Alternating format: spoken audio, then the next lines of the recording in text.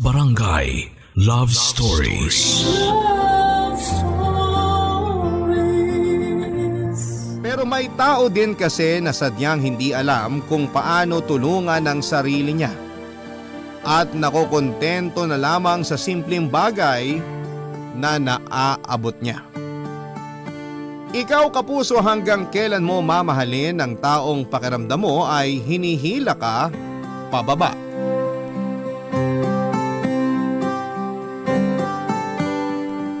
Dear Papa Dudut, kumusta po kayo sa araw na ito at sana po ay nasa mabuting kalusugan kayo, pati na ang mga kabarangay na nakikinig ngayon. Tawagin niyo na lamang po ako sa pangalang Yumi, 29 years old at nagtatrabaho bilang Senior Financial Analyst sa isang kumpanya dito sa Caloocan. Hindi ko rin alam kung ano ang nagtulak sa akin na gawin ang sulat na ito at siguro ay para na rin kahit papaano ay mabawasan ang bigat na nararamdaman ko magpahanggang sa ngayon. Lahat naman tayo siguro ay may kanya-kanyang bagahe ng nakaraan. Mga bagahe, Papa Dudut, na minsan ay kailangan nating bawasan sa paglipas ng panahon.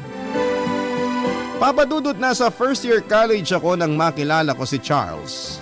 Mabait siya, gwapo at talaga namang lingunin ng mga babae. Akala ko pa nga noon ay pinagtitripan niya lamang ako nang sabihin niyang liligawan niya ako. Kasi sino ba naman ako noong college kami? Isang hamak na scholar na hindi masyadong mahilig mag-ayos ng sarili. Pero pinakita naman sa akin ni Charles na seryoso siya sa panliligaw niya. Sinasamahan niya ako sa paggawa ng mga school projects. Kapag naunang matapos ang klase niya ay hinihintay niya ako para sabay kaming makauwi.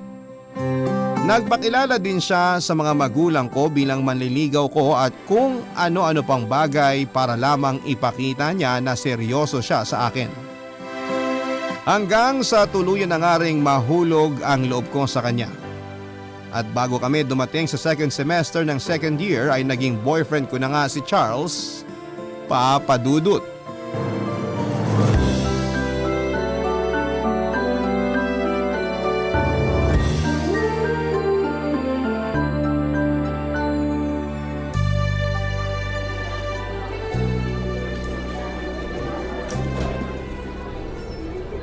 Be, nandito ka lang pala. Mabuti na lang napadaan ako dito. Hindi ka kasi nagre-reply sa mga chat at text ko kaya hindi ko alam kung saan kita pupuntahan. Sorry, be. Wala kasi akong load at data kaya hindi ko nasagot mga messages mo. Ayos lang. Mabuti na lang talaga napadaan ako dito sa gym ng campus. Kaya nakita kita. Malapit kasi dito yung next class namin kaya dito na lang muna ako tumambay. Ah, okay. Ay, may dala nga pala akong chicken sandwich oh. Kumain ka na ba? O eto, para sa'yo. Uy, sakto kasi nagugutom na talaga ako. Amin na. O sige, ito, kunin mo.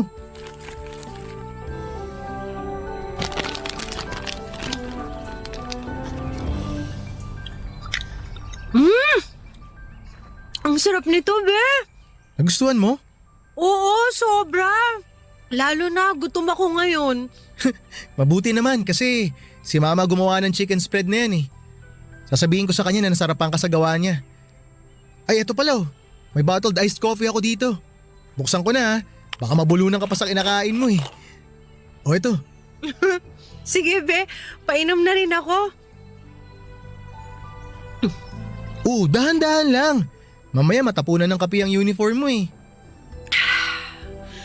Ang sarap. Thank you, be. Nabusog talaga ako. Wala yun. May isa pa akong chicken sandwich dito. Sa'yo na lang din to para may merienda ka mamaya. Salamat ha. Ay, nga pala.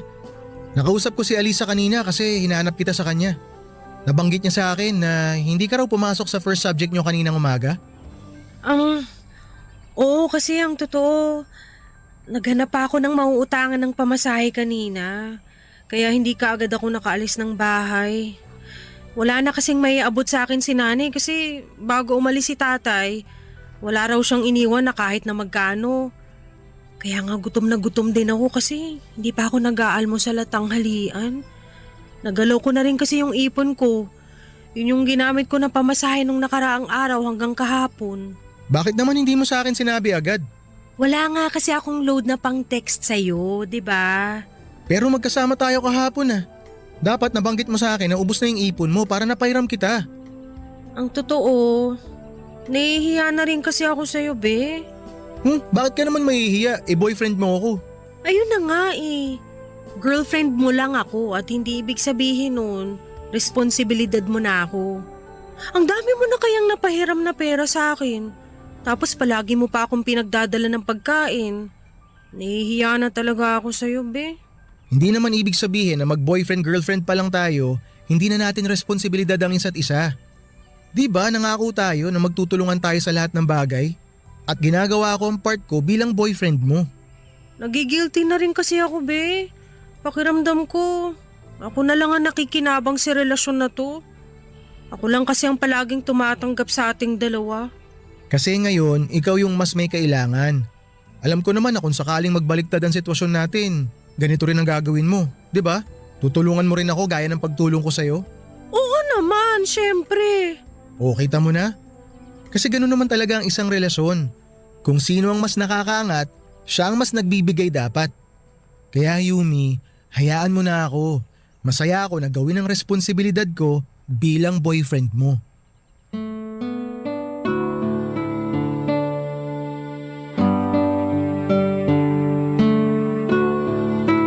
Papadudod sa aming dalawa ay mas nakakaangat talaga sa buhay si Charles. Isa yon sa mga dahilan kung bakit nag-alangan ako noon na sagutin siya. Kasi pakiramdam ko ay hindi kami bagay na dalawa. Simple lang kasi ang buhay namin ng pamilya ko. 3 kaming magkakapatid, pangalawa ko walang trabaho si nanay at si tatay naman ay pedicab driver. Kaya nga pinilit ko talaga ang sarili ko na magkaroon ng scholarship dahil pangarap ko na makapagtapos ng pag-aaral. Pangarap ko na makaahon kami sa kahirapan at ramdam ko na sinusuportahan ni Charles ang pangarap ko na yon. Papadudod sa lahat naman ng bagay ay nagbibigay kami ng suporta ni Charles sa isa't isa. Kahit kailan na hindi naging issue sa amin ang pera. Hindi rin naman ako palaging nangihiram kay Charles dahil ayoko na magmukha akong kawawa. Ginagawa ko ang lahat para kahit papaano ay mapantayan ko ang effort ng pagmamahal niya sa akin. Hanggang sa dumating ang isang malaking pagsubok sa buhay niya. Yon ay nang mamatay ang papa ni Charles dahil sa isang aksidente. At ng mga panahon na yon ay ginawa ko ang lahat para maiparamdam sa kanya ang presensya ko bilang girlfriend niya. Pinaramdam ko sa kanya ang pagmamahal na para sa kanya.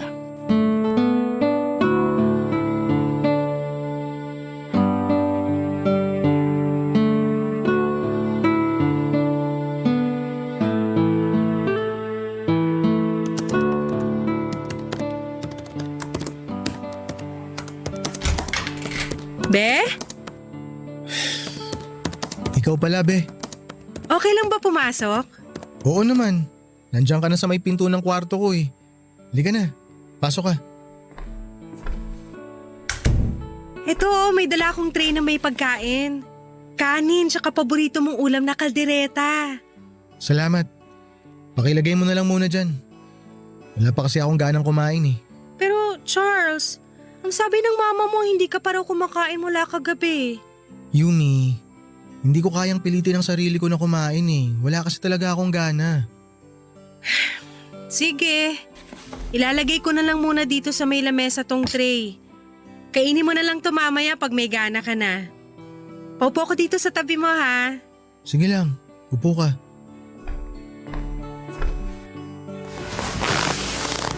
Ano pala yung tinatype mo sa laptop mo?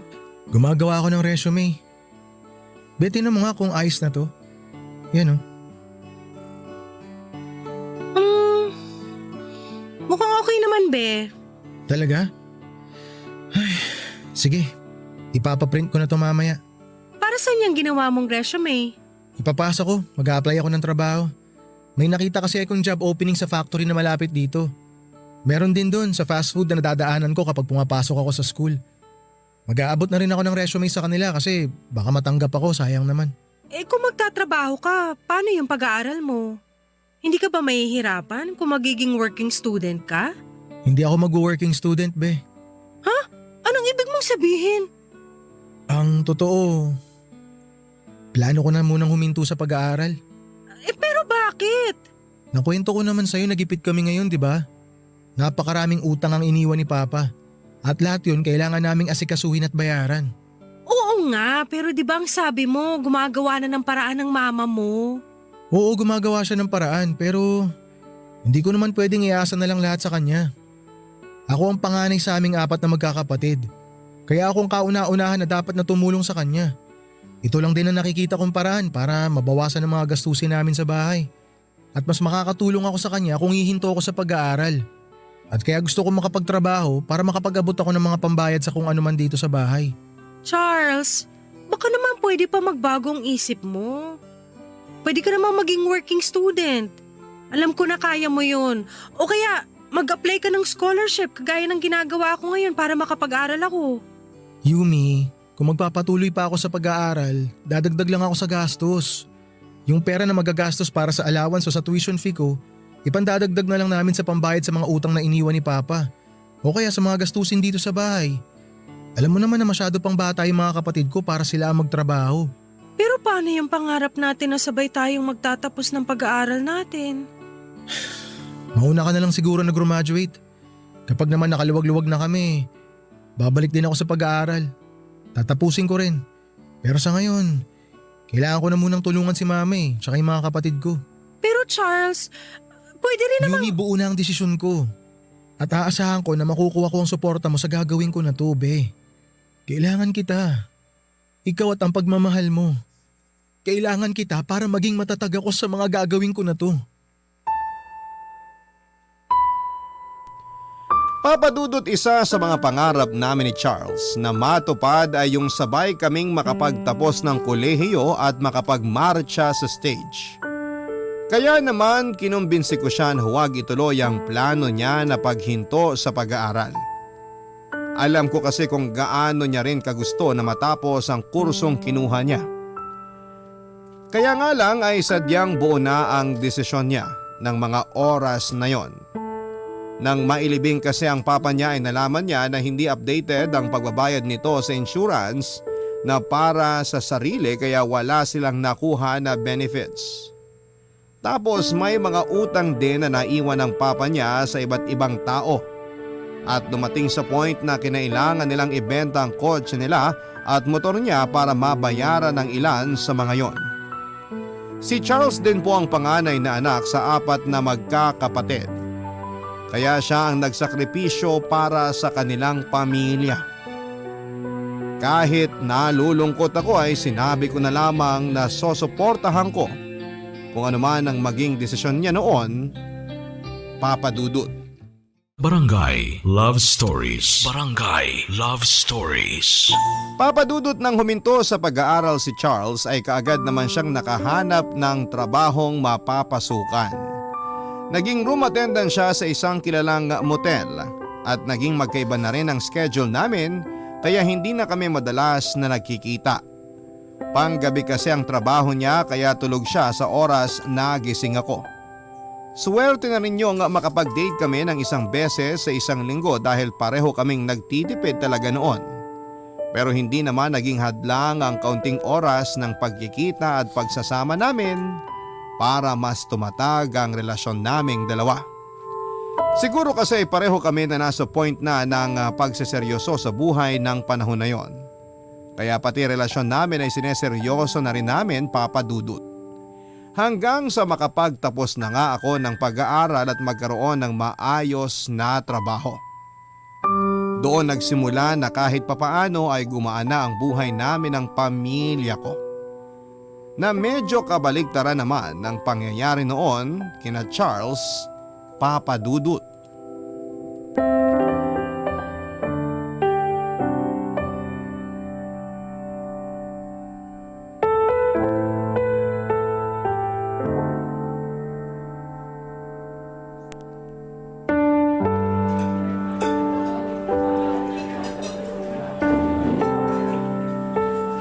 anniversary, be! Happy anniversary din, be. Grabe, ang ganda pala dito sa restaurant na to. Ang sarap sa mata ng mga ilaw nila dito. May live band pa na tumugtog kanina, tapos ang sasarap pa ng pagkain nila. Oo nga, be. Akala ko sa internet lang to maganda eh. Kasi doon ko nakita ang tungkol sa garden restaurant na to. Pero sobrang romantic pala talaga ng dating. Feeling ko tuloy nasa K-drama tayo ngayon. Be, hindi ka ba nasarapan sa pagkain nila dito? Ha? Nasarapan ako. Masarap naman ang mga pagkain nila dito. Lalo na tong beef steak na in-order mo. Eh, bakit halos hindi mo pa nakakalahati ang beefsteak mo? Ito nga sa akin paubos na.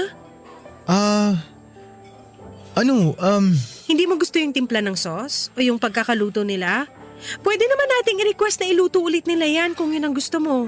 naman sa hindi ko gusto yung timpla, be. Ayos lang talaga sa akin yung lasa nito. Maniwala ka, nasarapan ako.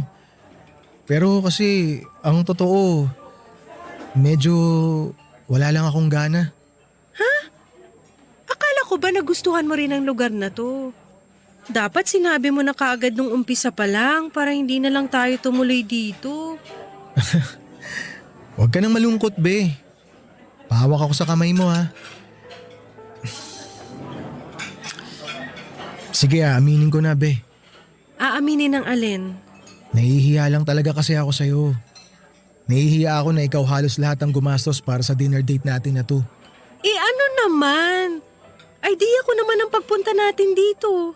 Oo nga, pero ako pa rin kasi ang lalaki. Kaya dapat mas malaki ang share ko sa dinner date na to kaysa sa'yo. Ano ka ba, be? Hindi na uso yan, no?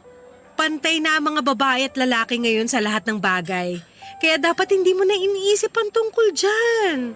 Pasensya ka na, pero hindi pa rin siguro ako sanay na sa bawat date natin na kagaya nito, ikaw palagi ang mas naglalabas ng pera. Wala yun. Sabi mo nga dati, kung sino ang mas nakakaangat, siya ang mas nagbibigay dapat. Basta kapag nakuha ko na yung bonus ko, babawi ako sa'yo, be. Aasahan ko yan, ha? Pero ngayon, i-enjoy muna natin tong beefsteak natin. O sige, be. Pero alam mo, naisip ko lang, bakit kaya hindi pa tayo magpakasal? Ha? Ang sabi ko, bakit hindi pa tayo magpakasal? Be, bakit naman biglang yan ang naisip mong topic na pag-usapan ngayon? Wala lang. Ang tagal na rin kasi nating magkarelasyon tapos pareho naman na tayong may maayos na trabaho. Kaya naisip ko na baka pwede na rin tayong magsimulang magplano ng para sa sarili nating pamilya. Pero marami pa tayo mga ibang plano na dapat gawin, di ba? Pareho tayo naghihintay ng promotion sa trabaho. Pareho nating gustong ipaayos ang bahay ng mga magulang natin. At kung ano-anong plano pa na hindi pa natin nasisimulang gawin. Kaya wag muna nating madaliin yung mga bagay-bagay. Alam mo, mabuti pa, umorder na ako ng dessert natin kasi parang naghahanap na ng matamis yung panlasa ko eh. Tatawag lang ako ng waiter, be. Papadudot halos 3 taon na akong nagtatrabaho noon at regular na rin sa kumpanya. Ganon din naman si Charles na kaagad ding naging regular sa pinagtatrabahuhan niya.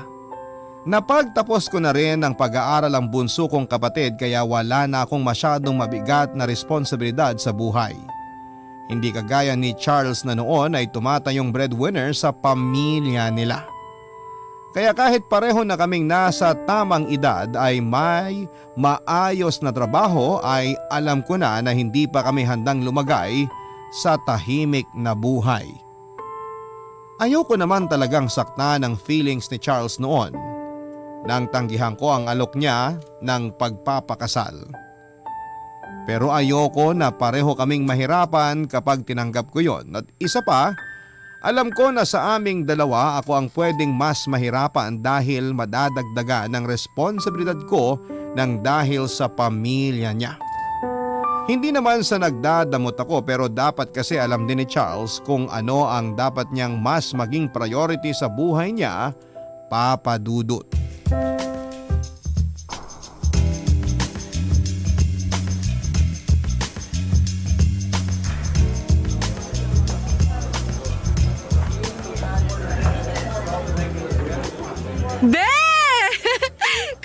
sa promotion natin sa trabaho! Cheers!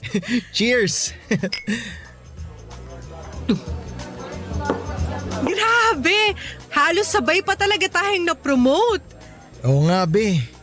Nakakatuwa. Congrats sa atin. Ang galing, no? Sabay tayo. Kahit hindi tayo magkatrabaho pero parang sabay yung takbo ng career nating dalawa. Yan din ang naisip ko. Halos sabay ang pag-angat natin sa mga trabaho natin. Pero alam mo, be, ang laki ng tinaas ng sweldo ko. Talaga? Oo! Nasa 30% tapos tataas din ang incentive na matatanggap ko kada buwan. Wow, ang laki nga. Nakakatuwa naman yan, be. Mas malaki na ang may tatabi mo para sa ipon mo. Oo nga eh. Nakakatuwa. Ikaw, be, ilang percent ang tinaas ng sweldo mo dahil sa promotion mo? Ha? Maliit lang. Hindi nga. Pa-humble pang boyfriend ko. Siguro nasa 50%, no? Grabe naman yung 50%. Hindi. Maliit lang talaga. Nasa ilang percent nga? Huhulaan ko na lang. 40%? O kung mas maliit pa doon, siguro nasa 20 to 30% din. Ano? 5% lang. Ano? 5% lang? Seryoso ba yun, be? Oo, seryoso yun. Eh malaki pa yung annual increase namin na 20% dyan sa dagdag sa sweldo mo.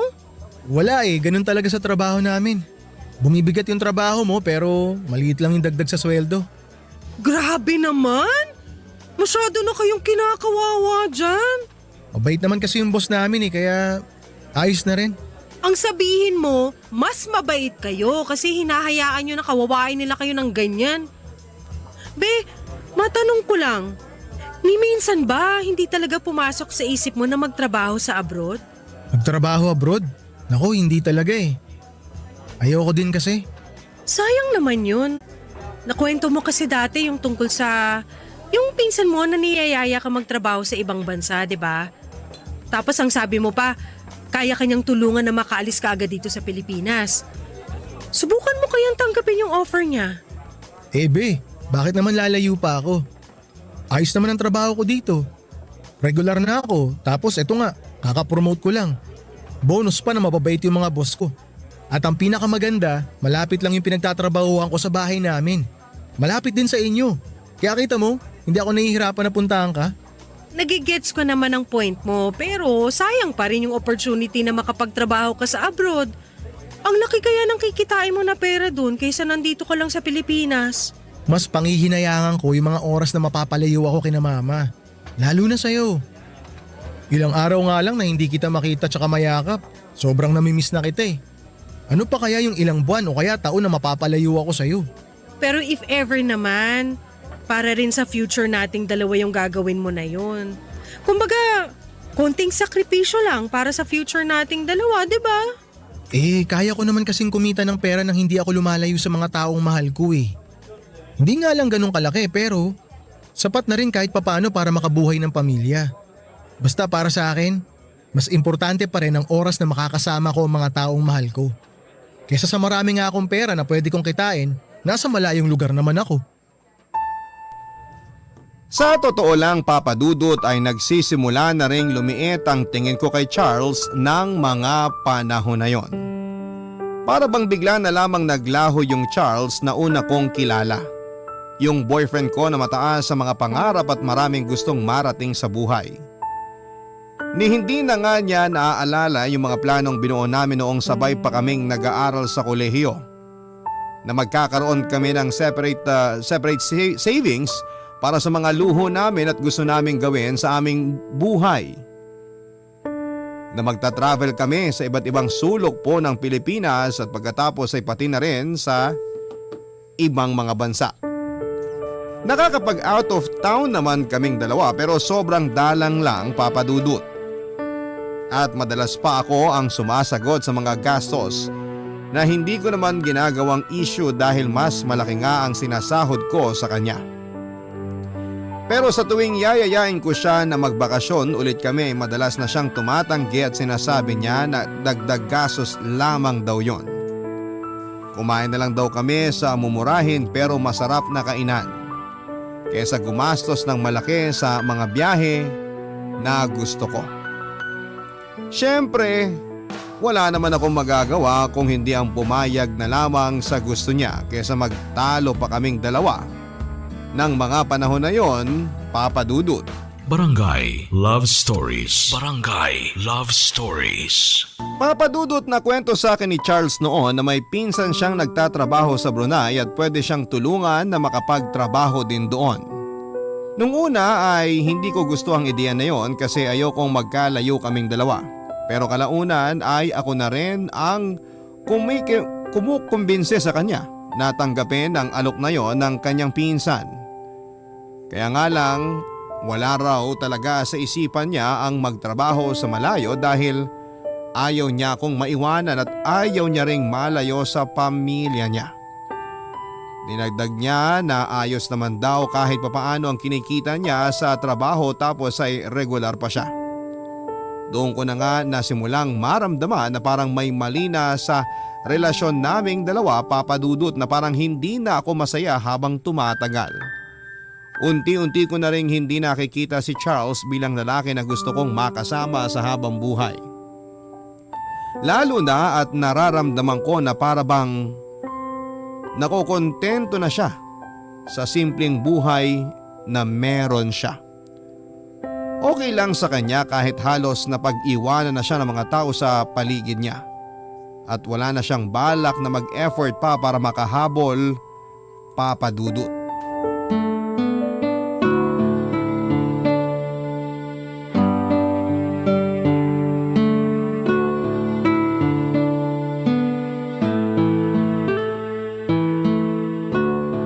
Alisa, magbukas ka pa ng bote ng alak mo. Ang dami pa nitong nandito sa lamesa natin, oh. Sige lang, hindi pa nga ubos ang laman nitong nasa bote ko. Ang dami pa rin itong pulutan natin na sisig at chichirya. Dapat pala puro alak na lang ang dinala ko dito sa apartment mo. Sabi ko naman sa'yo madaming chichirya dito sa place ko. Tapos bumili ka pa rin ng sisig. Hindi ko naman kasi alam na balak mo palang magtayo ng mini grocery dito sa loob ng apartment mo. Grabe ka naman, Yumi. Hindi ko lang talaga nakain ng mga yan kasi naging busy ako sa trabaho. Pero congrats nga pala sa promotion mo. Salamat! Balita ko, ang laki raw ng itinaas ng sweldo mo ah. Saan mo naman narinig yan? Dun sa pinsan ko na dun din sa inyo nagtatrabaho. So, gaano kalaking tinaas? Makakabili na ba yan ng sariling kondo? Grabe, hindi naman ganun kalaki. Sakto lang para mabigay ko kay nanay yung pinapangarap niya na grocery sa bahay namin. Nice! Tuloy-tuloy na talaga yung pag-asenso nyo. Sana nga kasi ayoko na rin bumalik sa buhay namin dati. Alam mo yun, yung palagi kami nagtitipid sa bahay. Ayoko na ng ganong setup. Sa bagay, may point ka. Sino ba naman ang may gustong makontento sa ganung buhay, di ba? Si Charles. Anong sinabi mo? Wala. Hindi, sigurado ako na may binanggit ka na pangalan. Parang Charles yung narinig ko eh. Yung boyfriend mo ba yung binanggit mo? Wala nga akong binanggit. Huwag ka na nga mag-deny, Yumi. Aminin mo na sa akin ang totoo. Siya ang dahilan kung bakit bigla kang nagyaya na uminom dito sa place ko, di ba? So, may problema ba kayong dalawa? Sige na nga, magkukwento na ako. Wala naman talaga akong problema. Baka ako lang talaga yung gumagawa ng issue sa relasyon namin. Bakit mo naman nasabi yan? Naisip ko lang na baka masyado nang mataas yung ambisyon ko sa buhay. Dapat nakukontento na ako sa kung anong meron ako ngayon. Alam mo, Yumi, hindi naman kita masisisi kasi nga nakita ko kung gaano mo pinaghirapan na igapang ang pag-aaral mo. Alam ko kung gaano mo kagusto na umahon sa mahirap na buhay niyo dati at ginagawa mo lang ang lahat para hindi na kayo bumalik doon. Pero teka, babalik ako. Ano namang kinalaman nun kay Charles? Habang tumatagal kasi, parang hindi ko na nakikita ang sarili ko na siya ang kasama ko na bumuo ng pamilya. Ibig sabihin, hindi mo na siya mahal? Mahal ko pa rin siya. Kaya lang kasi hindi ko na nagugustuhan yung mindset niya. Alam mo yun, yung kontento na siya sa buhay na meron siya ngayon. Okay lang kahit napag-iwanan na siya ng mga taong kasabayan niya lang mag-aral dati. Pinagtsatsagaan niya yung maliit na sinusweldo niya sa bulok na motel kung saan siya nagtatrabaho. Tapos nung nakaraan lang, niyaya niya pa akong magpakasal. Anong sagot mo? Tinanggap mo? Siyempre hindi. Kasi pag nagpakasal kami at nagkaroon ng mga anak, ano na lang ipapakain niya sa amin? Sa bahay pa nga lang nila, halos maubos na palaging sinusweldo niya tapos dadagdag pa ako. Alisa, kagaya nga ng sabi ko kanina, ayoko nang bumalik sa buhay namin dati. At malakas ang pakiramdam ko na kapag kami ni Charles na nagkatuluyan, mararanasan ko na naman ang buhay ng isang kahig isang tuka na matagal ko nang iniwanan.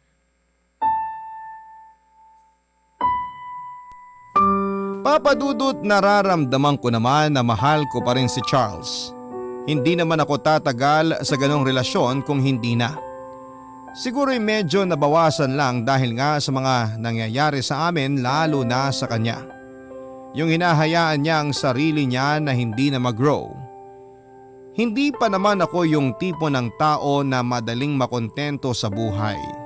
Siyempre kasi lumaki ako sa hirap at ayoko na sanang danasin pa yon ng magiging mga anak ko.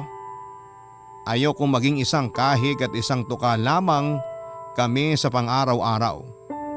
Nakikita ko naman kay Charles na parang ayos lang yon sa kanya, yung ganong klase ng simpleng buhay. Minsan kasi ay naririnig ko na sinasabi niya na hindi na baling naghihirap basta magkakasama ang buong pamilya. At yon ang pinakaayokong sinasabi niya talaga. Papa Dudut, hindi ganon kadaling tapatin si Charles at sabihin sa harap niya na hindi ko gusto ang ganong mindset niya. Na dapat kung gusto niya talaga na magsimula na kami ng bagong pamilya ay simulan niya na yung baguhin. Dahil hindi ako tatagal sa isang pamilya kung mararanasan ko lang din ang buhay na pilit kong inalisa noon. Kaya naman sobrang nagulo ang isipan ko. Mabuti na lamang at nagbakasyon si Charles sa Tuguegarao kasi 50th wedding anniversary ng lolo at lola niya. Kaya naman kinailangan nilang umuwi ng pamilya niya doon. At sa ilang araw na magkahiwalay kami, doon Papa Dudut ay mas marami akong na-realize.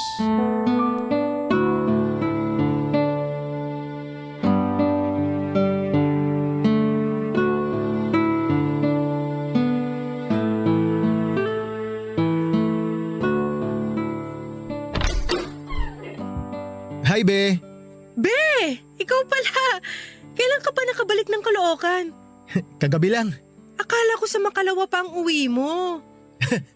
Gusto ko kasi talaga na sinosurprise ka kaya hindi ko binanggit sa'yo. Ikaw talaga? Liga, pasok ka na. Salamat. Upo muna tayo sa sofa.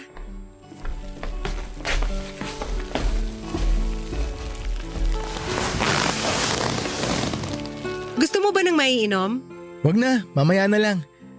Ito nga pala may dala akong mga pasalubong galing Tuguegarao. Ay, salamat. Parang ang dami naman itong dala mong pasalubong, be. Naku, konti lang to. Timpladong suka para kay tita. Carabao beef longganisa para kay tito. O ito naman, peanut candy bar para sa mga kapatid mo. At para sa'yo, ito naman paborito mong chicharabaw. Oh, Lapag ko lang muna dito, ha? Grabe ka naman magpasalubong. Buong pamilya ko talaga ang meron. ganun talaga kasi minsan na lang ako makauwi ng Tuguegarao eh. Nasaan nga pala sila tita? Umalis sila at nag-grocery para sa tindahan ni nanay. Hindi na ako sumama kasi gusto ko rin muna makapagpahinga. Sakto pala yung dating ko kasi masusolo kita dito sa bahay nyo, be. Sira ka talaga. Baka si tatay naman ang dumating tapos mahuli tayo naghaharutan. Pareho pa tayo mapagalitan. Nagbibiro lang naman ako. Namiss lang talaga kita, be. Payakap nga ako. Grabe makayakap, ha? Ang higpit. Pasensya ka na. Namiss kasi talaga kita eh. Halos 2 linggo rin tayong hindi nagkita ah. Ako rin naman, na-miss kita, be. Be. Pakasal na tayo. Ha? Alam mo, be, napapansin ko sa'yo. Kapag niyayaya kita na magpakasal, bigla ka nalang nabibingi. Kasi naman, nakakagulat yung sinabi mo. Alam mo, mabuti pa, ikuha muna kita ng maiinom. Mamaya na, dito ka lang muna sa tabi ko. Sige na nga. Alam mo ba, be? Ilang beses tinanong sa akin ng mga kamag-anak ko sa Tuguegarao kung kailan daw tayo bubuo ng sarili nating pamilya. Ano naman ang sagot mo sa kanila? Ang sabi ko, malapit na kasi malapit na tayo magpakasal. Bakit mo naman ginawa yun? Alam mo naman na hindi pa nga tayo nagpaplano ng kahit na ano tungkol sa kasal, di ba? Baka mamaya umasa talaga sila na mag-aasawa ka na. Ano naman? Doon din naman tayo papunta eh. Kaya nga niyayaya na kitang magpakasal na tayo. Ikaw lang may ayaw eh. Hindi pa nga pwede. Bakit nga hindi pa pwede? Mag-6 na taon na tayo magkarelasyon. Nasa tamang edad naman na tayo. May regular na rin naman tayong trabaho. Ano pa bang pumipigil sa'yo na pakasalan ako? Ayan! Yang mindset mo at ikaw mismo. Charles, hindi mo ba talaga nakikita? Hindi na okay ang relasyon na to at habang tumatagal hindi na ako nagiging masaya sa'yo. Lalo na dyan sa mga plano mo sa buhay mo. Nakukontento ka na sa kung anong meron ka lang ngayon. Ha? Anong sinasabi mo? Okay naman tayo, di ba? Akala ko okay lang sa'yo yung trabaho ko. Natuwa ka pa nga kasi halos sabay tayo na-promote di ba? Sabay nga tayong na-promote pero hindi mo man lang ba nare-realize na halos wala pa sa kalahati ng sweldo kung sinusweldo mo? Be, wag mo naman sanang maliitin yung trabaho ko. Marangal naman yun, tsaka kumikita naman ako ng maayos. Kaya nga hanggang ngayon, napag-aaral ko pa rin yung 2 kapatid ko Ayun na nga eh! May 2 kapatid ka pang pinag-aaral tapos ang gusto mo magpakasal na tayong 2? Ano na lang ipapakain mo sa mga magiging anak natin? Sa bahay niyo pa nga lang halos kulang na yung sinusweldo mo tapos idadagdag mo pa ako? Ano ba talagang plano mo? Iaasa mo na lang sa akin ang lahat, ganon? Ibabalik mo na naman ako sa buhay na iniwanan ko dati? I'm sorry, Charles. Pero hanggat ganyan ang mindset mo, hindi kita kayang pakasalan. Papadudot, kagaya ng sinabi ko kanina ay hindi talaga madali ang mag-real talk sa isang tao. Kasi masyado talaga yung mapanakit ng damdamin. Pero minsan kasi kailangan natin gawin yon para matulungan sila. Lalo na sa mga panahong hindi na nila tinutulungan ang sarili nila. Nang sabihin ko kay Charles ang lahat ng bagay na matagal ko nang kinikimkim sa relasyon namin ay nakita ko ang kirot sa mga mata niya. At sa maniwala kayo at sa hindi ay nasaktan din po ako sa mga salitang binitawan ko. Pero yun kasi ang katotohanan. Yun ang mga bagay na dapat malaman ni Charles tungkol sa relasyon namin at sa sarili niya. Papadudot, na uwi nga sa pagtatapos ng relasyon ang naging pagtatalo namin ni Charles. May ilang beses na pumunta pa siya sa bahay para kausapin ako at pakiusapan na muling ayusin ang relasyon naming dalawa. Kaya nga lang nang panahon na yon ay buo na ang desisyon ko na bitawan siya. Kasi alam ko na hanggat nakadepende siya sa akin ay hindi niya matututunan na tulungan ang sarili niya. Gusto kong ma-realize niya noon na hindi po pwedeng sa aming dalawa lang umiikot ang mundo. Hindi rin po pwedeng isabay niya ako sa responsibilidad niya sa pamilya niya. Hindi ako nagdadamot pero gusto ko lang talaga na ma-realize ni Charles kung dapat mas tulungan niya ang sarili niya na umangat. At sa paraan na yon ay baka pwede na niyang pagsabay-sabayin na gampanan ng mga responsibilidad na gusto niyang akuin. Ang pamilya niya, ako, at ang magiging sariling pamilya sana namin. Pero hanggat hindi niya naiisip ang mga bagay na dapat niyang isakripisyo, mananatili siyang napag-iwanan ng panahon at mga taong nasa paligid niya. Papadudot, pagkatapos ng ilang panunuyo ay tuluyan na ring sumuko si Charles at bumitaw na rin. Hindi ko na siya naramdaman pa noon dahil blinak na niya ako sa lahat ng mga social media. Hindi ko po siya masisisi kasi baka paraan niya yon para makapag-move on sa akin. Kaya nga lang, ako naman yung nagsimulang parang hindi makausad dahil nami-miss ko siya pati na ang presensya niya sa buhay ko. At nang mag-decide ako na kausapin siya para subukan na makipagbalikan sa kanya pagkalipas ng halos 1 taon ay naging huli na ang lahat dahil nakaalis na pala siya papunta sa Brunei para magtrabaho. Papadudot nakaramdam po ako ng lungkot at pagsisisi noon dahil alam ko na ako ang dahilan kung bakit kami naghiwalay. Pero ngayon na mahigit 4 na taon na ang nakakalipas, wala na ang lungkot dito sa puso ko. Nakarating kasi sa akin ang balita na maganda na ang buhay ni Charles doon sa Brunei kasama ang kanyang asawa at mga anak. At least kahit papaano ay may magandang naidulot sa kanya ang masasakit na sinabi ko sa kanya. Pati na rin ang pagtapos ng aming relasyon. May pagsisisi pa rin akong nararamdaman pero baka hanggang doon na lamang talaga ang kwento naming dalawa. Dito ko na rin po siguro tatapusin itong sulat ko dahil medyo naiiyak na ako, Papa Dudut. Aaminin ko na hanggang ngayon ay mahal ko pa rin po si Charles. Kaya wala pa ako naging boyfriend mula na magkahiwalay kami pero alam ko na pagkatapos ng sulat na ito ay unti-unti ko na rin makakalimutan lahat ng kirot ng dahil sa pagtatapos ng relasyon namin ni Charles. Hanggang dito na lamang po ang inyong forever kapuso at kabarangay, Yumi. Barangay Love Stories.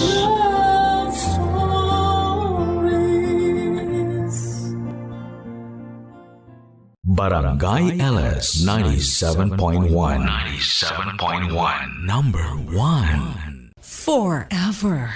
Barangay Love Stories.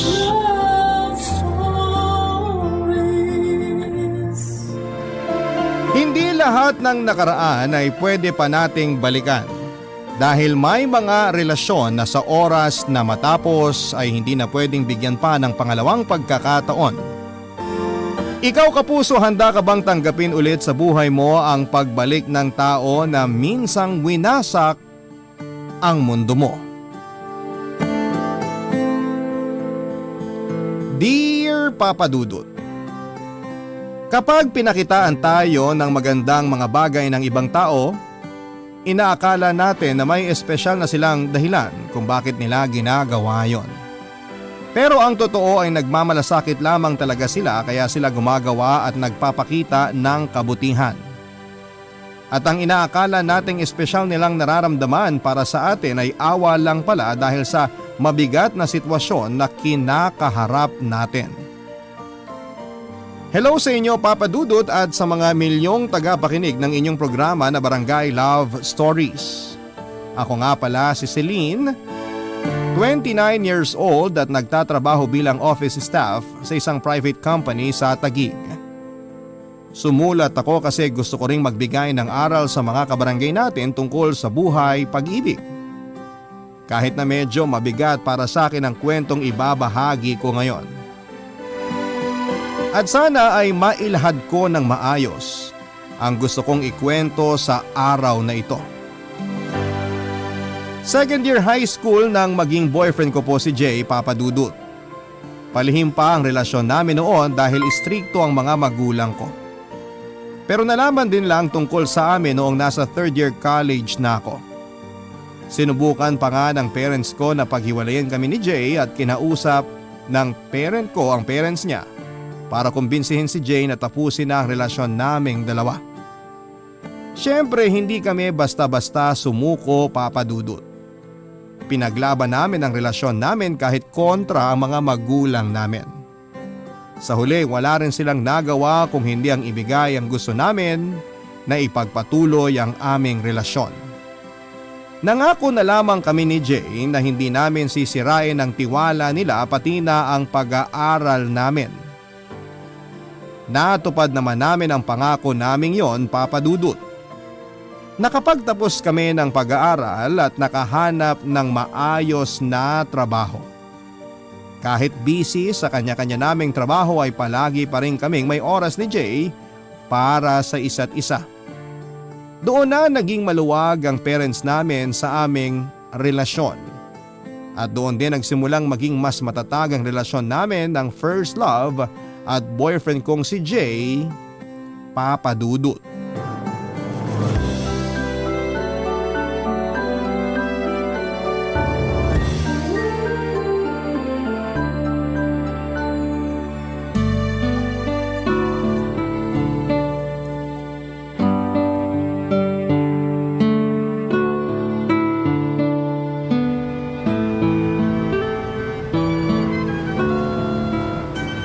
Ay, grabe! Napagod ako dun sa huling ride na sinakyan natin dito sa amusement park. Ako rin, saka sobrang nahilo ako. Muntik na nga akong masukay. Nakita ko yon, Beb. Akala ko talaga masusuka ka na kanina eh. Nasuka na ako. Nilunok ko lang kasi nakakaya sa mga tao sa paligid. Ew! Kadiri ka! Nilunok mo talaga? Joke lang, babe. Ito talaga napakapatola. Kulay talong na kasi mukha mo kanina tapos mas malakas ka pang sumigaw sa akin. Tapos sumakababa na tayo. Parang gumigewang-gewang ka na habang naglalakad. Nahilo kasi talaga ako, pero hindi naman ako nasuka. Nahiya nga talaga ako dun sa mga batang kasabay natin kasi chill na chill lang sila eh. Tapos natatawa sila kasi nga hindi na maayos yung paglalakad mo. Grabe kasi talaga yun. Sino bang nakaimbento ng ride na yun? Pagkatapos magpaikot-ikot, bigla namang magtataas baba. Pakiramdam ko tuloy, naiwan pa yung kaluluwa ko sa itaas eh. Ang cute mo talaga, Beb, kapag sumasakay tayo ng rides. Sabi ko naman kasi sa'yo na mabilis akong mahilo. Teka Beb, punasan ko lang tong noo at leg mo. Pinagpapawisan ka na eh. Ang sweet naman ng boyfriend ko. Thank you, Beb. Sobrang thank you talaga na pumayag ka na dito tayo sa amusement park mag-celebrate ng monthsary natin. Wala yun. Matagal mo na rin namang sinasabi na gusto mo na dito tayo mag-celebrate. Kaya sinunod ko lang ang request mo. Pinagbigyan mo ko kahit mahina ka sa rides. Tapos hindi ka pa naging KJ. Sinamahan mo akong sumakay sa lahat ng mga gusto kong sakyan kanina. Siyempre naman. Alangan namang panoorin lang kita buong maghapon. Ang swerte ko talaga sa'yo. Sana hindi ka mapagod na pagbigyan ng mga request ko, Beb. Hindi ako mapapagod na pagbigyan at mahalin ka. Yan ang tandaan mo, Beb. Talaga? Kahit kumulubot na ang balat ko? Oo naman. Palagi ko pa rin nahawakan tong mga kamay mo. Kahit wala na akong mga ngipin? Kahit hindi ka pa magpapustiso, halikan pa rin kita ng lips to lips. Kahit puro puti na ang buhok ko? Oo, at sabay pa nating pakukulayin ng blue ang mga puting buhok natin. Ha? Bakit naman blue? Wala lang, para mag-feeling forever young kahit matatanda na tayo. Ewan ko sa'yo. Basta Beb, ano man ang maging itsura mo kapag matatanda na tayo, mamahalin pa rin kita ng sobra at paulit-ulit. Kasi hindi naman yung itsura mo ang minahal ko sa'yo, kung hindi ikaw mismo. At hindi magbabago yon hanggang mamatay ako. Pangako yan, Celine. Papa Dudut, pakiramdam ko noon ay halos perpekto na ang relasyon namin ni Jay.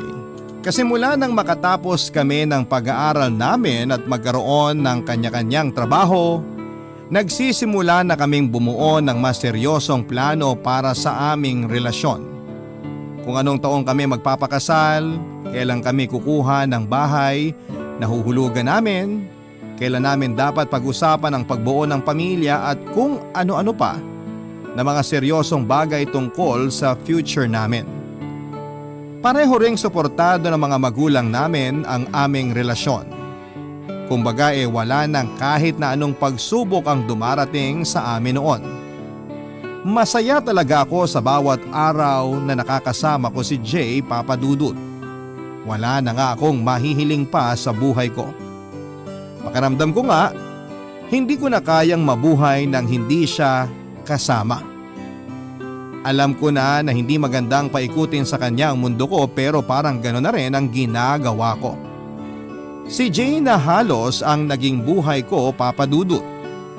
At hindi ko na ma-imagine ang sarili ko na hindi siya ang kasama ko sa future. Kaya lang may mga plano talaga na minsan ay nakatakdang masira. At ang masama pa doon ay hindi mo alam ang dahilan kung bakit kailangan pa na mangyari yon, Papa Dudut.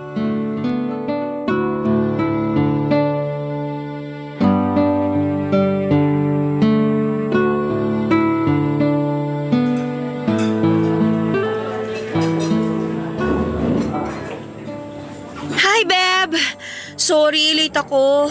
Kanina ka pa? Hindi naman. Medyo kararating ko lang din dito sa restaurant. Ang traffic kasi dun sa dinaanan ng taxi na sinakyan ko eh. Ikaw ba? Hindi ka ba na traffic papunta dito? Hindi masyado. Mabuti na lang talaga hindi ako nagpasundo sa'yo. Kasi kung dinaanan mo pa ako sa office kanina, ay malamang pareho tayong naipit sa traffic. Sorry talaga, babe, ha? Ayos lang, huwag kang mag-alala. Umorder ka na ba ng food natin? Hindi pa. Hinintay muna kasi kitang dumating. Siguro nahihirapan ka na mag-decide kung anong kakainin natin, no? Parang gano'n na nga. O sige, ako na lang ang mamimili dito sa menu. Ano kayong masarap dito? May gusto ka bang kainin ngayon, Beb? Baka may craving kang gustong isatisfy. Ikaw nang bahalang pumili. Okay. Pero alam mo, mabuti naman at nagkaroon ka na rin ng oras para i-date ako. Grabe ha, sa sobrang busy mo sa trabaho, hindi mo na rin nasasagot ang mga tawag ko. Hindi ka rin nagre-reply sa mga chat o text ko. Pasensya na kasi hindi ko na rin masyadong nasisilip social media ko eh. Ayos lang, na-miss lang talaga kita. Halos 1 buwan na rin tayong hindi nakakapag-date eh. Kaya nga nagulat ako nang yayain mo ako dito ngayon. Ang totoo, Celine, may gusto sana akong sabihin sa'yo eh. Teka, bakit parang bigla ka namang sumeryoso? Celine, alam ko na hindi madali ito para sa atin pero… Alam mo, mamaya mo na lang ituloy ang sasabihin mo. Umorder na lang muna tayo ng pagkain. Ano bang gusto mo? Seafood? Gusto mo ba ng pasta? O gusto mo ng rice meal? Celine, pakinggan mo muna ang sasabihin ko. Mamaya na nga. Umorder na muna tayo ng pagkain kasi nagugutom na rin talaga ako eh. Siguro mag-rice meal na lang tayo. Ano bang gusto mo? Pork chop? Chicken o barbecue? Sige, chicken rice meal na lang. Tapos magdadagdag na lang ako ng chop suey para may extra tayong ulam. Tapos extra rice at saka… Celine, ayoko na. Ha? Anong ayaw mo na? Ayaw mo sa mga gusto kong orderin na pagkain? Anong gusto mo? Gusto mo magpasta na lang tayo? Okay lang naman sa akin kasi mabubusog din naman ako doon. Celine, ayoko na. Tapusin na natin ang relasyon na to. Teka lang, hindi ko maintindihan. Ano ba talaga gusto mong sabihin, Jay? Hindi na kita mahal. Ano? Gusto mong tapusin ang relasyon natin kasi hindi mo na ako mahal? Oo, May iba ba? May ibang babae ka ba? Sino siya? Kilala ko ba siya? Kaopisina mo? Kabarkada mo? Sino? wala akong ibang babae, Celine. Bakit nakikipag-break ka sa akin kung wala naman palang ibang babae? Dahil hindi na nga kita mahal. Kasasabi ko lang, di ba? Grabing dahilan naman yan!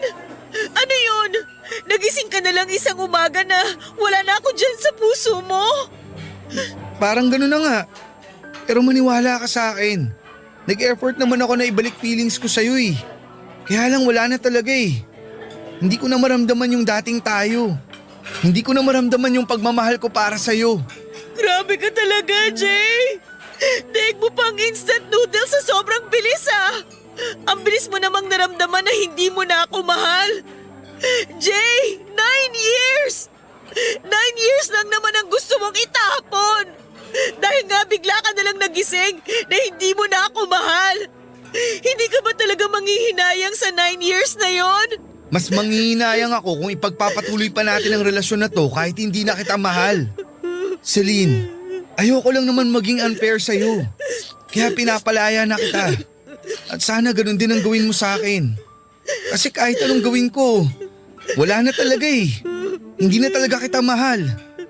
Kaya please, hayaan mong tapusin na natin ang lahat sa atin ngayon. Papadudot naramdaman ko na rin talaga ang unti-unting panlalamig ni Jay noon sa relasyon namin. Sa aming dalawa siya talaga ang mas sweet, clingy at mahilig sa mga sorpresa. Kapag mansa rin namin na hindi po pwedeng hindi siya magbibigay ng regalo kahit madalas na nakakalimutan ko ang espesyal na araw na yon. Kapag alam niya na may buwan ng dalaw ako ay dadalhan niya ako sa bahay ng paborito kong pagkain. At sa tuwing nag-aaway kami tungkol sa mga simpleng bagay ay si Jay ang palaging unang nanunuyo. Kaya nga sa 9 na taon na relasyon namin, pakiramdam ko ay mas matimbang ang pagmamahal sa akin ni Jay kesa sa pagmamahal ko sa kanya. At nang magsimula na nga siyang manlamig sa akin ay pilit kong inintindi ang lahat ng yon, Papa Dudut. Yung hindi na niya ako masyadong natitext o natatawagan. Nakakalimutan na rin niya ang months rin namin dalawa at hindi na siya nag-I love you pagkatapos namin mag-usap sa cellphone. Wala akong maisip na dahilan kung bakit nangyayari ang panlalamig niya sa akin, Papa Dudut. Kinumbinsi ko na lamang ang sarili ko na baka masyado lang siyang stress sa trabaho. At nang dumating ang araw na nakipaghiwalay na siya sa akin, doon na bumalik sa isipan ko ang lahat ng pagpaparamdam niya sa akin na ayaw na niya. Ang hindi ko lang maintindihan ay bakit kailangan na tapusin niya kaagad ang relasyon namin kung pwede naman niyang hintayin na mawala din ang pagmamahal ko sa kanya. Barangay Love Stories. Barangay Love Stories. Papa Dudut, sobrang nahirapan talaga ako na tanggapin ang pakikipaghiwalay sa akin ni Jay. Ilang taong ko rin kasing pinaikot sa kanyang mundo ko tapos ay bigla niya na lamang akong iiwanan na mag-isa. Nasanay ako na palagi siyang nasa tabi ko kaya din akong nakiusap na bigyan niya pa ng pagkakataon ng relasyon namin. Pero naging matigas si Jay at sinabi niya na ayaw na niya akong mas masaktan pa. Paulit-ulit niyang pinamukha sa akin na hindi na niya talaga ako mahal. At doon ko na siya tuluyang binitawan kahit sobrang sakit pa rin para sa akin ang desisyon na yon, Papa Dudut. Pinilit kong mag-move on dahil wala naman akong choice, Papa Dudut. Blina ko sa mga social media accounts ko si Jay at in-unfriend na rin ang ilan sa mga common friends namin. Alam ko na mukhang bitter sa ginawa kong yon, pero yon ang sarili kong paraan para makapag-move on. Ang iwasan at layuan ng halos lahat ng taong may koneksyon sa kanya. 3 taon ang lumipas, panibagong pagsubok ang dumating sa buhay ko. Yon ay nang ma-diagnose ako na may stage 2 colon cancer, Papa Dudut.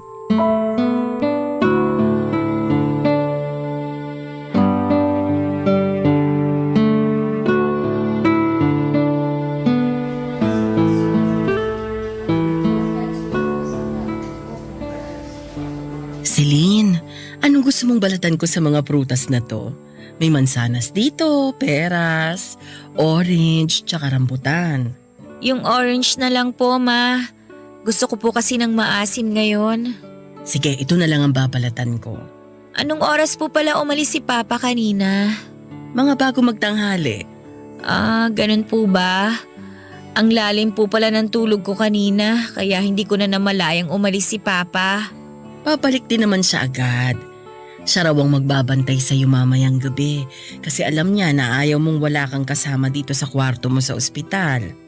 Opo, matatakutin po kasi ako kaya ayoko talaga na mag-isa dito. Ma, pasensya na po kung napapagod kayo ni Papa nang dahil sa akin ha. Ano ba yung sinasabi mo, anak? Alam ko naman po na pareho kayong napupuyat ni Papa dahil sa pag-aasikaso niyo sa akin. Tapos may trabaho pa po kayo. Sorry po kung medyo nagiging pabigat na ako sa inyo. Celine, hindi ka pabigat sa amin ng papa mo. Responsibilidad ka namin ng papa mo. Isa pa, kaya namin ginagawa to. Dahil mahal ka namin. Kinakain na po kasi ako ng hiya eh. Ang tanda-tanda ko na tapos pareho pa kayong nahihirapan ni Papa nang dahil sa akin. Walang ganon, Celine. Hindi kami nahihirapan ng papa mo sa'yo. Masaya kami na inaalagaan ka namin kasi anak ka namin at mahal ka namin. Ay, kapag po talagang gumaling ako dito sa sakit ko, babawi po ako sa inyo ni Papa. Magtatrabaho ako ng mabuti at magta-travel tayo sa iba't ibang bansa. Ipaparamdam ko po sa inyo kung gaano ko po kayo kamahal. Kaya nga magpalakas ka at magpagaling. Huwag kang mag-alala. Palagi kang nasa dasal ko at ng mga tita at pinsan mo. Sigurado ko na pakikinggan ng Diyos ang dasal namin na pagalingin ka sa sakit mo. Kaya lumaban ka para sa amin. Opo, ma. Gagawin ko yon. Salamat po. Ay, teka, bubuksan ko lang ang pinto. Baka ang tita mo na yung kumakatok. Sige po, ma.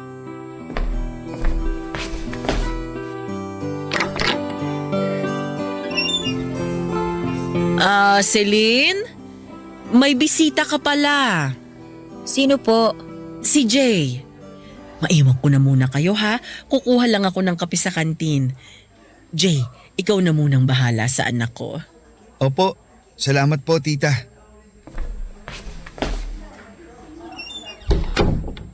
Anong ginagawa mo dito, Jay? Gusto lang kitang makausap, Celine. Gusto mo ako makausap? O gusto mong makita kung gaano ko kamukhang kawawa dahil sa sakit ko ngayon? Celine, please.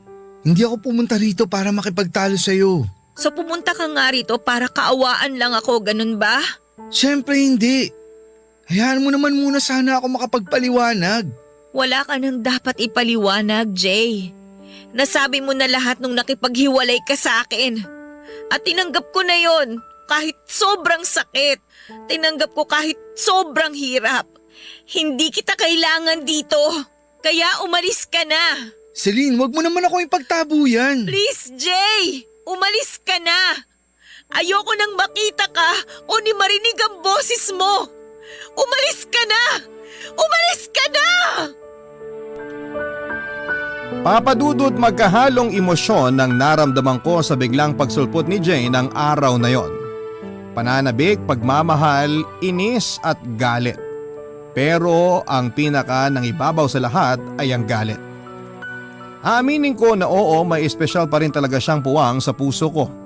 Hindi naman kaagad yon basta mawawala, lalo na at matagal din ang naging relasyon naming dalawa. Kaya lang parang bumalik lahat ng sakit at kirot na iniwanan niya sa puso ko. Parang bigla akong tumalon pabalik sa nakaraan. Doon mismo sa araw na nakipaghiwalay na lamang siya bigla sa akin. Yung mga araw na hinahabol-habol ko siya para lamang magkabalikan kaming dalawa. Yung araw na tuluyan na niyang tinuldukan ang kwento naming dalawa. Mahal ko pa rin si Jay, papadudot, pero alam ko naman na kaya lang siya bumalik ay dahil sa awa na nararamdaman niya para sa akin noong malaman niyang may sakit ako. At hindi ko kailanman kailangan ng awa niya. Sa iba na lamang niya ibaling ang simpatya niya, papadudot. Ayoko ng kalinga kung magmumula ito sa tao na minsang winasak ang puso ko, papadudot.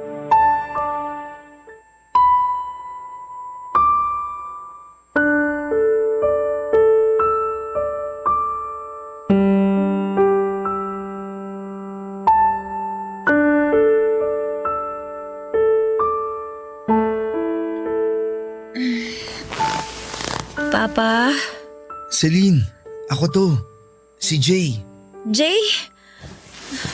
Anong ginagawa mo dito? Bitiwan mo ang kamay ko. Diyan ka pa talaga natulog sa upuan sa tabi nitong kama ko. Pasensya na. Hindi ko na malaya na nakatulog pala ako habang hawak ang kamay mo. Bakit ka ba kasi nandito? Gusto kasi kitang makita eh. Hindi ka ba talaga titigil sa panggugulo mo sa akin? Wala naman akong intensyon na guluhin ka. Pwes, yun ang ginagawa mo ngayon sa buhay ko. Ginugulo mo lang ako. Celine, gusto lang talaga kitang makausap. Wala na nga tayong dapat pag-usapan. Umalis ka na nga dito. Ayoko, hindi ako aalis. Ang kulit mo naman eh. Nasaan ba si Papa? Nasa labas ba siya ng kwarto? Papa! Papa! Oh, Ko! Ang sakit ng likod ko! Celine, huwag ka na kasi muna masyadong kumilos. Umalis ka na lang kasi dito! Papa, nandyan ka ba sa labas? Paalisin niyo nga tong si Jay! Wala siya sa labas. Umuwi muna siya sa bahay niyo para maligo at kumuha ng damit. Nakita niya ako kanina sa labas ng kwarto at pinakiusapan niya ako na ako na muna magbantay sa'yo dito. Kaya hindi ako aalis. Hindi kita iiwan. Talaga? Hindi mo ako iiwan? Eh di ba yun nga ang ginawa mo sa akin dati? Iniwan mo ko! Iniwan mo ko sa ere! Hindi totoo yan. Maayos ako nakipag-iwalay sa'yo. Nakipaghiwalay ka sa akin kahit alam mo na mahal pa rin kita. Ang unfair mo! Alam mo ba yon? Kasi hindi mo man lang hinintay na mawala yung pagmamahal ko sa'yo bago mo ako iniwan. Napaka-unfair mo! Celine, I'm sorry. Anong sabi mo? I'm sorry. Celine, sorry kung bigla na lang ako nakipag-iwalay sa'yo. Sorry kung pakiramdam mo, iniwan kita sa ere. Sorry kung nasaktan kita. Pero wala akong choice eh. Dahil ayoko mas masaktan ka kapag pinagpatuloy pa natin ang relasyon natin. Ang hirap eh. Sobrang hirap ng ginawa mo sa akin. Jay, alam mo naman na halos sa'yo ko na pinaikot ang mundo ko. Tapos bigla ka na lang mawawala sa buhay ko. Tumigil sa pag-ikot ang mundo ko nung araw na nakipaghiwalay ka sa akin. Sobrang nahirapan akong paikutin ulit ang mundo ko nang hindi ka nakasama. Kasi ikaw na ang naging buhay ko. Pero bigla mo na lang tinapon ang lahat.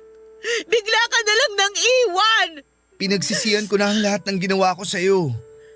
Kung alam mo lang, nasaktan din naman ako sa ginawa kong pagtapos sa relasyon natin. Pinagsisisihan ko yun hanggang ngayon. Pinagsisisihan ko na nasaktan kita. At hanggang ngayon, sinasaktan mo pa rin ako sa tuwing nakikita kita. Kaya nga hayaan mo ako na alagaan ka. Bakit pa? Dahil naaawa ka sa akin? Jay, hindi ko kailangan ng awa mo. Hindi naman ako nandito dahil lang sa naaawa ko sa'yo eh. Eh ano palang dahilan kung bakit bumabalik ka pa dito? Dahil ayoko mawala ka. Mahalaga ka sa akin, Celine. Ayokong basta ka nalang sumuko sa sakit mo. Gusto ko na palagi ako nasa tabi mo sa lahat ng oras na lumalaban ka. Kaya please, hayaan mo na akong gawin to. Hayaan mo na akong alagaan ka. Papadudu, tuluyan ko nang hindi napigilan ang sarili ko na yakapin si Jay. Kahit nga mga luha ko ay tuluyan na ring nagwala mula sa mga mata ko. Ayoko pa naman sana na magpakita sa kanya ng kahit na anong kahinaan. Pero wala eh, bumigay na ako ng tuluyan. Lumambot na ang puso kong pilit kong pinapatigas para hindi muling tanggapin si Jay sa buhay ko. Nang tinapos niya ang relasyon namin noon ay wala siyang ibang sinabi kung hindi ang mga salitang hindi na niya ako mahal. Ni isang beses ay hindi ko narinig mula sa kanya ang salitang sorry. Walang sorry kasi tinapos niya ang relasyon namin, sorry kasi bumitaw siya at sorry kasi nasaktan niya ako. Walang ganon, Papa Dudut. Kaya nga naghalo ang sakit at galit sa dibdib ko. Kasi pakiramdam ko noon ay bigla na lamang siyang nawala ng pakialam sa akin. Mahirap pong tanggapin na hindi na niya ako mahal, pero mas mahirap tanggapin yung basta na lamang niya akong tinapon yung ilang taon ng pinagsamahan namin. Kaya nang marinig ko ang salitang sorry mula sa kanya ng araw na yon, unti-unting nabawasan ang galit ko kay Jay. Siguro yun lang talaga ang hinihintay ko mula sa kanya, yung humingi siya ng sorry at maramdaman ko na kahit papaano ay nagkaroon ako ng importansya sa buhay niya. Barangay Love Stories. Barangay Love Stories. Nakakonfine ako sa ospital at hindi naman naging problema para sa amin ang gastusin dahil may kaya ang mga magulang ko. Marami rin kaming kamag-anak ang tumulong sa amin financially kaya nagtuloy-tuloy ang therapy ko pati na ang pagbuti ng kalagayan ko. At aaminin ko na malaking bagay ang pag-aalaga ni Jay para kahit papaano ay hindi ako masyadong mahirapan. Sa kanya kasi ako kumukuha ng lakas at palagi niyang sinasabi na kailangan kong magpakatatag at magpalakas para sa kanya at sa mga taong nagmamahal sa akin. Na kahit kailan ay hindi na siya aalis sa tabi ko. Pinanghawakan ko yon kaya naman pigilan ko man ang sarili ko ay unti-unting nanumbalik ang espesyal na nararamdaman ko para kay Jay. Hanggang sa dumating ang araw na na-realize ko na mahal ko na ulit siya. Kahit na hindi ako sigurado kung bumalik na rin ba ang pagmamahal niya para sa akin, Papa Dudut.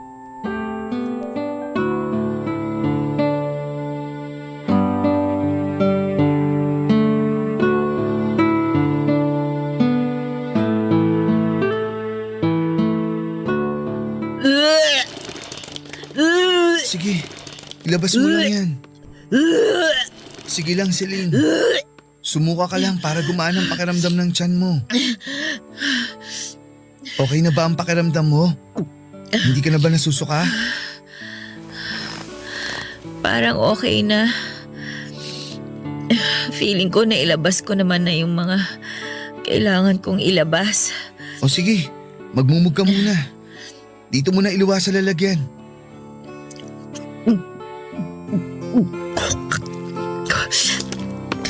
Saglit lang ha. Ayusin ko lang to sandali.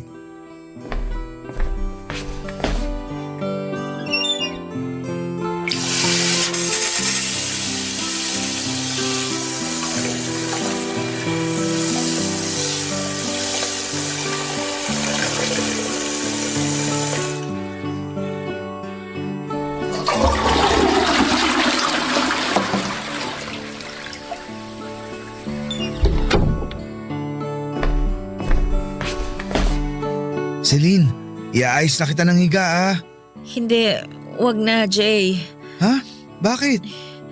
Ayoko pa kasing mahiga. Sigurado ka? Oo, sasandal na lang muna ako dito. Baka kasi kapag humiga ako, antukin ako at makatulog ka agad. Mas okay nga yun para makapagpahinga ka. Pero ayoko pa nga munang matulog. Celine, kailangan mo magpahinga. Pwede ko namang gawin yun mamaya. Sa ngayon, gusto ko na muna na makausap ka. Ay, yun lang ba? O sige, upo na lang muna ako dito sa upuan na nasa tabi ng kama mo. Oh, ngayon nakaupo na ako, hawakan ko tong kamay mo. Jay, thank you ha. Kasi hanggang ngayon, inaalagaan mo pa rin ako. Sinabi ko naman sa'yo, di ba? Mahalaga ka sa akin, kaya ginagawa ko to. Pero, hindi ka pa ba napapagod? Saan? Sa mga ginagawa mo na to. Sa mga pag-aalaga mo sa akin. Sa pagbabantay mo kapag wala ang parents ko dito. Hindi mo naman talaga kailangan na gawin to. Kaya okay lang kung mapagod ka. At kung sakaling titigil ka na sa pagpunta dito, maiintindihan ko. Hindi ako napapagod, Celine. Sigurado ka? Oo, kasi kahit kailan hindi ako mapapagod na alagaan ka. Oh, bakit ka umiiyak? Wala lang. Naalala ko lang kasi yung huling beses na sinabi mo sa akin yan. Nangako ka sa akin noon na hindi mo ako iiwan at aalagaan mo ko habang buhay pero bigla ka namang nawala. Bumalik naman ako, di ba? Bumalik ako para to pa rin ang pangako ko. Hindi ka na ba aalis ulit? Hindi ako aalis hanggat hindi ka gumagaling. Sinabi ko naman sa'yo dati, di ba? Gusto ko na sa bawat laban mo, kasama mo ako. At sa oras na malampasan mo to, gusto ko na nandito lang ako sa tabi mo. Kaya oo, Celine, hindi na ako aalis. Hindi na kita iiwan ulit. Promise? Promise. Kaya please, magpakatatag ka. Magpagaling ka at magpalakas. Para sa akin at sa mga taong nagmamahal sa'yo. Oo, gagawin ko yun. Thank you, Jay. Thank you kasi bumalik ka. Thank you talaga. Papa Dudut, hindi biro ang mga pinagdaanan ko dahil biglang nanghina ang katawan ko pagkatapos ng surgery na ginawa sa akin para matanggal ang bukol sa tiyan ko. Tapos pakiramdam ko pa ay ang pangit-pangit ko dahil sa epekto ng mga gamot at ng therapy sa akin. Wala na akong halos buhok, namamana sa mukha ko at buong katawan. Nagdry ang balat ko at sobrang lalim din ng eye bags ko. Wala nang kabuhay-buhay ang itsura ko. Pero sa mga oras na bumababa ang self-confidence ko dahil sa itsura ko ay palagi lang nasa tabi ko si Jay at paulit-ulit niyang sinasabi sa akin na ako pa rin ang pinakamagandang babae sa paningin niya. Simpleng pambobola at salita lamang yon pero sobrang laki ng impact para sa sarili ko. Siya ang may pinakamalaking parte kung bakit lumakas ang loob ko na lumaban noon sa araw-araw. Papadudot sa awa ng Diyos ay nalampasan ko ang napakalaking pagsubok na dumating sa buhay ko. Naging cancer-free ako pagkatapos ng surgery at halos 1 taon ng therapy ko. Hindi ako makapaniwala na nabigyan pa ako ng isang pagkakataon para mabuhay. Kaya naman naging malaki ang pasasalamat ko sa Diyos, sa mga magulang ko at kamag-anak ko pati na rin kay Jay na kasama ko sa pakikipaglaban sa naging sakit ko. At sa totoo lang ay umaasa rin talaga ako noon na pwede na ulit na maging kami ni Jay. Kaya lang hindi nangyari yon dahil bigla na lamang siyang nawala. Hindi na niya ako pinuntahan sa ospital at hindi na niya ako tinawagan. Hindi na niya ako dinalaw kahit nang makauwi ako sa bahay. Nagre-ring naman ang cellphone niya nang subukan ko siyang tawagan pero hindi naman siya sumasagot. Online din siya sa Facebook pero hindi siya nagre-reply sa mga chat ko. Hanggang sa hindi ko na natiis at nag-decide na ako na puntahan siya sa apartment niya, Papa Dudut.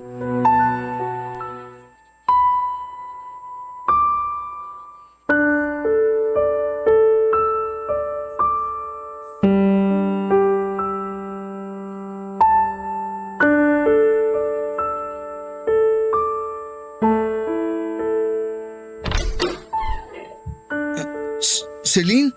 Hi, Jay! Kumusta? Ayos lang. Pero paano mo nalaman address nitong apartment ko? Kinuha ko sa pinsan mo. Ang totoo, nagsinungaling lang din ako sa kanya para makuha ko tong address mo. Sinabi ko na may ibabalik akong gamit sa'yo. Kaya sana huwag kang magalit sa kanya, ha? Ay, wala yun. Di ako galit sa kanya. Bakit ka pala nandito? Hindi mo na kasi ako dinalaw sa ospital nung huling araw ko dun eh. Hindi mo rin ako dinalaw sa bahay namin. Tsaka, hindi mo rin sinasagot ang mga tawag ko. Sorry, naging busy lang ako sa trabaho. Alam mo, parang narinig ko na yan. Narinig ang alin? Yang dahilan mo, na busy ka sa trabaho kaya hindi mo ako natatawagan o nadadalaw. Yun naman kasi ang totoo. Jay, may problema ba tayo? Anong ibig mong sabihin? Huwag mo akong sagutin ang tanong kasi alam kong alam mo naman kung anong tinutukoy ko. Sa totoo lang, parang nga akong nade-deja vu eh. Alam mo yun? Yung parang umuulit lang yung isang pangyayari sa buhay ko. Celine, look. Sorry kung hindi na kita nadadalaw sa bahay nyo. Sorry din kung di ko nasasagot ang mga tawag mo. Pero di ba, magaling ka naman na sa sakit mo? So, ganun na lang yun? Porke magaling na ako, porke wala na akong cancer, wala ka nang pakialam sa akin? Hindi naman sa ganun. Kaya lang kasi… Kaya lang ano? Kaya lang mali yung iniisip mo tungkol sa ating dalawa. Ha? Anong ibig mong sabihin? Celine, magiging honest na ako sa'yo. Wala naman kasi talagang… walang tayo. At kahit kailan, hindi na pwede magkaroon ng tayo. Dahil may girlfriend na ako at malapit na kaming ikasal. Wow! Gago ka pala eh. Bakit bumalik ka pa sa buhay ko kung may girlfriend ka na? Hindi naman talaga ako bumalik sa buhay mo eh. Ha? Eh ano yun? Ano yung mga pinakita mo sa akin nung may cancer pa ako? Kaplastikan lang, ganon? Pagpapanggap lang lahat? Sabihin mo nga sa akin, Jay. Bakit kailangan mo pang magpanggap ng may pakialam ka sa akin kung may mahal ka na palang iba? Dahil nakokonsensya ako, okay? Ayoko na bigla ka na lang mawala nang hindi man lang tayo nagkakausap ng maayos.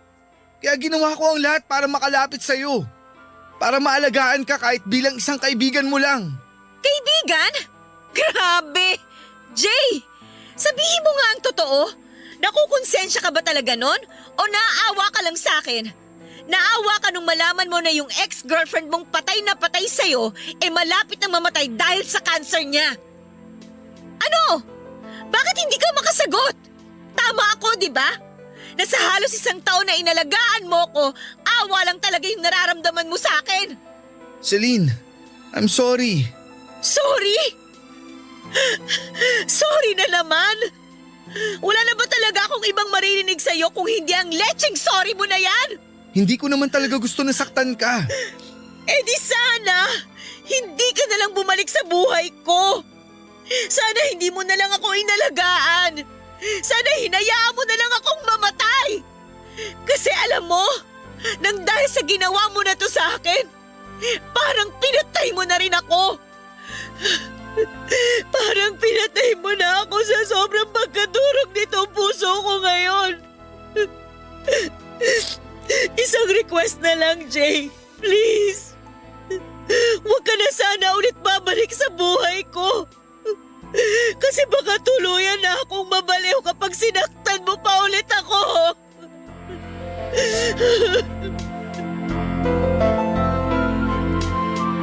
Papadudod sa pangalawang pagkakataon ay winasak ni Jay ang puso ko. Pati na ang mundo ko sa pag-aakala na muli itong iikot na kasama siya. Ang sakit, sobrang sakit at wala na yatang masasakit kapag nasaktan ka ng parehong tao sa pangalawang pagkakataon. Okay na ako Nakapag-move on na ako mula kay Jay, mula sa pang-iiwan niya sa akin, sa pananakit niya at pagpaparamdam na hindi na niya ako mahal. Tapos bigla na lang siyang babalik sa buhay ko. Oo, hindi niya sinabi sa akin na mahal niya ako, pero hindi naman kailangang sabihin yon. Dahil ang pagmamahal minsan ay nagiging sapat na sa paraan kung paano ito iparamdam ng isang tao. Alam niyo, Papa Dudut, minsan iniisip ko na sana ay hindi na lamang panandaliang bumalik si Jay sa buhay ko. Sana hindi na lamang ako nakasurvive sa cancer. Para sana hindi ko na ulit naramdaman yung ganong klase ng sakit sa puso ko. Umasa na kasi ako at umasa na ako na pupwede na ulit na maging kaming dalawa. Ang buong akala ko talaga noon, kasunod ng paggaling ko sa sakit ko ay magiging masaya na rin ang puso ko. Kasi madudugtungan na ang natapos na kwento at relasyon naming dalawa ni Jay, pero hindi pala. Kasi hindi talaga siya bumalik para mahalin muli ako. Bumalik lamang siya para panandalian akong alagaan dahil naaawa lamang siya sa akin. At yun ang bagay na pinakamasakit na natanggap ko mula sa kanya.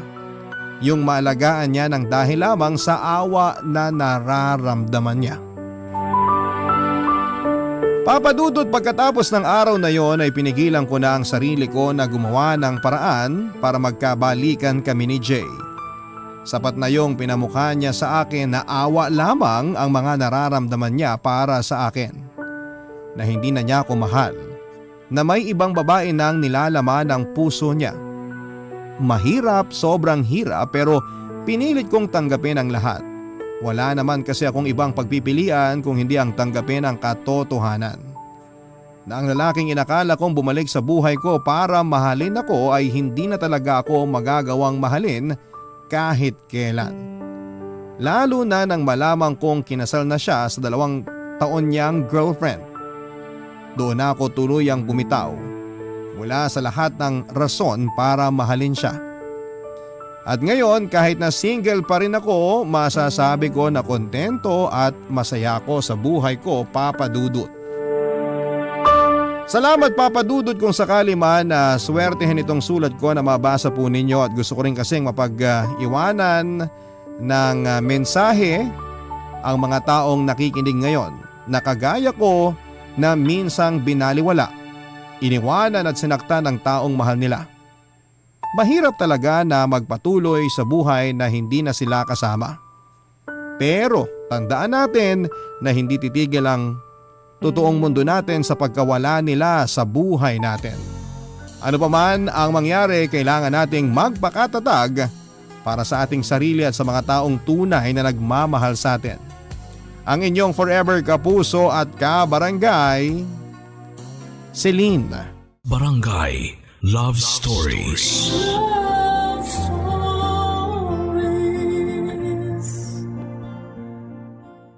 Barangay LS 97.1. 97.1. Number 1. Forever.